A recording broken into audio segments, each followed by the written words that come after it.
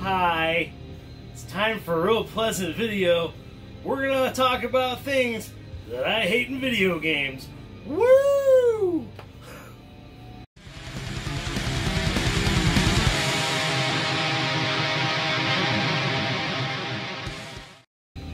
Nintenjoel here once again. What is up? How's it going? I've got a video that, you know, I usually try to stay positive with video games. I usually talk about the games I love. I usually talk about things I like in gaming. But nope. No, not this time. I was thinking about it the other day because something was irritating me. Oh, actually, I remember exactly what it was. And I guess that'll be the first thing we talk about. But there's just some things in video gaming that you just gotta scratch your heads and be like, what the hell were the developers thinking? What the hell was Nintendo thinking? What the hell was Sega thinking? Why, Sony? Why? Anyways, so let's get this started. The other day, I was trying to use my extension cord without having to unplug my Switch, because I like to shut down my Switch properly, and it was in rest mode, so I don't want to unplug it. And the whole problem stems from this. Tale as old as time. This cord, I can't even spread my arms out all the way. This is a Nintendo Switch cord. It's not like we're talking about something from 20 years ago. They gave us a toaster cord. Actually, I'm pretty sure my toaster cord is longer, and it's so ugly. It's so ugly. We have a Switch in the living room. My girlfriend bought a Switch, and the only place we can put it puts this thing stretched up against the wall, and it's just like, what the hell? What? Come on, man. This thing is like 56 or 57 inches, not counting the box. Ridiculous. And you know, I was talking about old problems. This is a tale as old as time. Even shorter cord at 46 inches, I believe. Not counting the plug and not counting this. Maybe it was 45. Can't remember, but 40-something inches for a TurboGrafx controller cord. This is ridiculous. People not only bought the 4-player action thing because of wanting to play 4-player or 5-player, whatever the hell it is, they probably bought it for extra cord length. This is ridiculous. It's not limited to just those systems, but those are the worst offenders, especially that Switch power cord. Come on! It's freaking 2020! Well, when that came out, 2000, what, 18, 19? I don't care. I don't care. After 2000, there should never have been cords that short. They make cords for vacuums longer, which makes sense. Okay, moving on. Moving on up. Okay, let's see. I don't even know where to start. I've got a table full of stuff that makes me mad. Oversized game carts. Oh, come on, Famicom. Come on, you couldn't have fit that board in a smaller cart at the standard cart size? Oh, this drives me crazy. I have 2 Famicom carts that are like this, and I can't put them with my collection. They just sit on the side displayed. I'm also talking about you, EA. God, Syndicate. Jesus, I hate these giant carts. And what's crazy about these ones is these ones are big no matter what. I've seen these guys with freaking chips in them this small in a giant cart. Okay, EA. And speaking of that, missed-sized freaking cases too. Come on. Always electronic arts. Starflight. Not that noticeable, but it's a little bit fatter than every other case on my shelf. Why? Because it's got a manual that you can kill somebody with. Just beat them over the head. Ugh, I just want to beat the person that designed this over the head. It should have made the manual a little bit smaller. Make the print just a tiny bit smaller, for fuck's sake. And then, even worse, what were they thinking? And if you're gonna make it, at least this was the right dimensions this way, and it still fits with my Genesis collection, and it's barely bigger. I guess that makes this one not that big of an offender, but I have seen bigger cases than this. This is a way worse offense. Okay, Shadow of the Beast, what's up with the slightly larger frame? What is up? What is up with this? It doesn't even fit with the rest of my collection. Why? Why do you do that? Why is it bigger? And then, on top of that, these ones are thinner than a normal Genesis case. 3 sizes of Genesis cases. God. At least. That's that I know of. Moving on. Alright, Nintendo. Your turn again. Nice stylus, right? Also a nice stylus, right?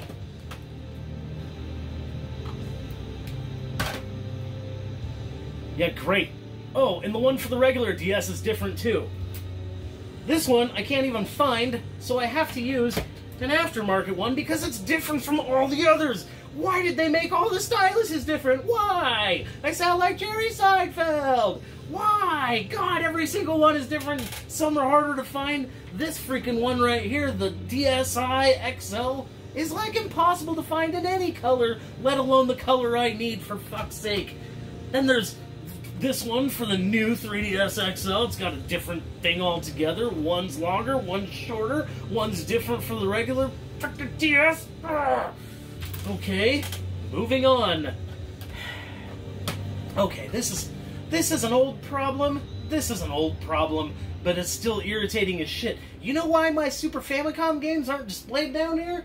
Because Super Famicom games display like shit. You know why? Because they don't have a fucking end label, and neither does N64. Why? Ugh. This is so I cannot fathom why they did this.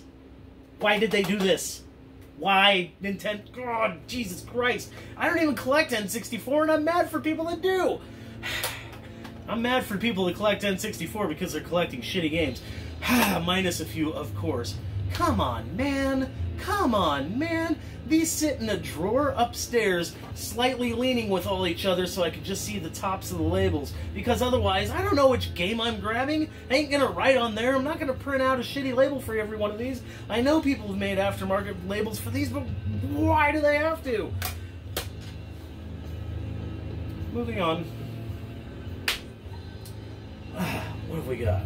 I don't even need a visual representation for this one. It's just so goddamn stupid. I don't care if we have to pay more money. Every system should be backwards compatible. Every goddamn system should be backwards compatible. Okay, I understand that a Switch can't play Wii U games because it doesn't have a disc drive. I understand that. That makes sense. But disc games and disc consoles should be fucking backwards compatible. All of them, across the board. PS5 should play PS4, PS3, PS2, and gee willikers, PS1. I have a PS3 over here that still runs, fortunately, that plays PS1, 2, and 3. Greatest idea ever. Greatest idea ever. I'd pay $100 more for a PS5 that played everything backwards compatible. No joke. I don't care that it would be $600 instead of $500. Let me play my PS3 games on there. Let me play my fucking PS2 games in HD. Damn it. Moving on. Visual representation. You know what? We'll save that for last. Got one more before the last thing. And this one's just kind of like, okay, alright, I guess we do need a visual representation. After a while, 3DS games just started coming with things like this. Now, I don't know if specifically this game had a manual or not. Probably not. But I know things like, you know, Fire Emblem Awakening, they had like one piece of paper, but a lot of them just had something like this. That's it. No manual. No art, no visual representation of what the control schemes are, and like a history, and like maybe some pre-art. Like, look at Final Fantasy VI. They had awesome art from before the game was actually put out. It's got all kinds of stuff. Drawings of weapons, drawings of freaking armor. The Dragon Quest manuals were amazing. Legend of Zelda manuals, also amazing. And that stuff's just going away. Cheapified. And they're like, no, we don't need it. We'll save paper. It's like, no, we still want it. We still want it. Put that into your cost. We still want that shit. Gah! Moving on. Worst offender. The worst offender. God, I hate this. I hate this so much. I hate this so much. Oh. And it really started... This really started... Oh, God. I think Nintendo had a few on NES, maybe, but then Super Nintendo had bestsellers and it just had a little start, but then Genesis really started it with the different box type and greatest hits. Phantasy Star 4, I believe, never even came in a clamshell. I freaking love the clamshells. Cardboard box? What the hell? Why? But this is not the only thing. There were games that were released in clamshells that later on were released in this bullshit, and some of them were printed in Mexico, but it's like, why? Why? I don't care if it was printed in Mexico or United States or China or Taiwan. Give me my clamshell back. Why did you change it to this? They get ruined so easily. I have Shining Force 2, right? Yeah, Shining Force 2, completely sun-faded. Wouldn't have happened if it was a clamshell. Okay, and then it just gets worse from there. It just gets worse from there. At the shitty green label. Oh god, greatest hits. Thanks. Did you have to put it on the end? I mean, we already got this. Did you have to put it on the end? Making it look different from the rest of my collection, our collections. I don't put these with my Black Label games. They literally get put at the end of the PlayStation because they look so gross next to my Black Label games. Gross! It's gross! It's poop, Ron Burgundy. Poop. And then they did it again. Did they think people would like this? Did they think people would like this? PlayStation 2. Oh, nice. Greatest hit, giant red label on the side, too. You guys are killing me. You guys are killing me. And then, this one doesn't have a manual. And then, they even put it on the disc. Why do you have to differentiate between the first and second generation? Why? Why? It would have been really cool if all discs looked the same throughout greatest hits and non-greatest hits. Because then you could switch them out. No big freaking deal. But no, we can make it different. Next. This one's even worse because they decided to be different. Player's Choice GameCube. Oh, but instead of putting the label at the top, we'll put it at the bottom so it looks completely different. Yeah! Everybody's gonna love it. I guarantee everybody's gonna love it. Oh, they sure are, bub. You're gonna get a raise for sure. We're gonna freaking give you a $100,000 raise. Go home to your wife and your new sob. Maybe probably drives an Audi. God, this is the worst offender right here. Look at this. Do I really want my PS2 greatest hits next to my Nintendo GameCube Player's Choice? That's probably what they were doing. They're like, we don't want their stuff touching ours. We'll make it different, so they'll put it on a different shelf. Jerkwads. And then...